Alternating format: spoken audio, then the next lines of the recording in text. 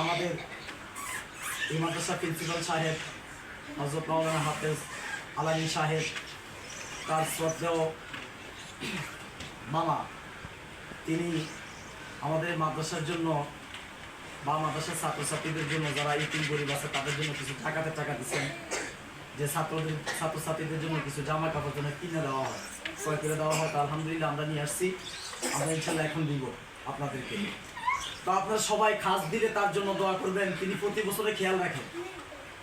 তা আমি এই মাদ্রাসায় যত বছর ধরে খেদমত করতেছি অত বছরে আমি ফার্স্ট একটা ব্যক্তি পাইলাম যে মানে ওনার মাধ্যমে একটা লোক আমি দেখলাম আর কি, যে প্রতি বছর কিছু মানে খেয়াল রাখে। আসলে অনেক মানুষে আছে হয়তো দেখতেছে, খেয়াল করতে রাখে না, তারা এক ধরনের উদাসীন, যাক এটা তাদের ব্যক্তিগত ব্যাপার, আমি বলতে পারি না, হয়তো অনেকে আবার এরকম মাইন্ডে নেয়। তো যাই হোক, এখন আরেকটা বিষয় হলো আমাদের মাদ্রাসা আসলে ছাত্রছাত্রীদের তো দান করা হইতেছে আলহামদুলিল্লাহ, আর মাদ্রাসার এই যে আমাদের টিন চাল যে অবস্থা, যখন বর্ষাকাল শুরু হয়, বৃষ্টির সিজন শুরু হয়, তখন দেখা যায় অবস্থা। দেখান আর টিন দেখান, সমস্যা নেই। তো এই যে মাদ্রাসার যে অবস্থা, টিনের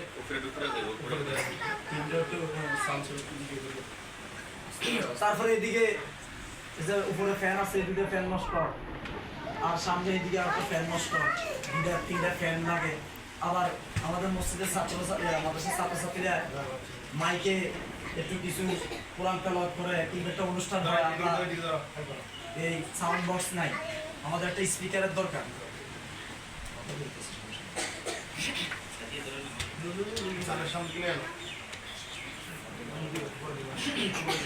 আরেকটা বিষয় হলো আমাদের বিশেষ করে যেটা একদম প্রয়োজন, জরুরি, একবার ফরজ, সেটা একটা রুমের দরকার, মানে একটা ঘরের দরকার। ওই ঘরটা না হওয়ার কারণে আমাদের এমন একটা ডিস্টার্ব হয়, অসুবিধা হয়। যেমন মনে করেন এই কুদ্দুর ভিতরে দুইটা জামাত পড়ে, একটা জামাতের মধ্যে 50 জন, আর জামাতের মধ্যে 40 জন। তো ওই জায়গায় পড়িতেছে, এই জায়গায় পড়তেছে, আবার দুইটা বাড়ি খায়, কারো পড়া লইতেও পারি না, আবার কারো পড়া দিতেও অনেক কষ্ট হয়ে যায়। তো এই জন্য আরেকটা ঘর যদি মাদ্রাসা, তো বিশাল জায়গা আছে, একটু মাদ্রাসা দিকে ধরেন তো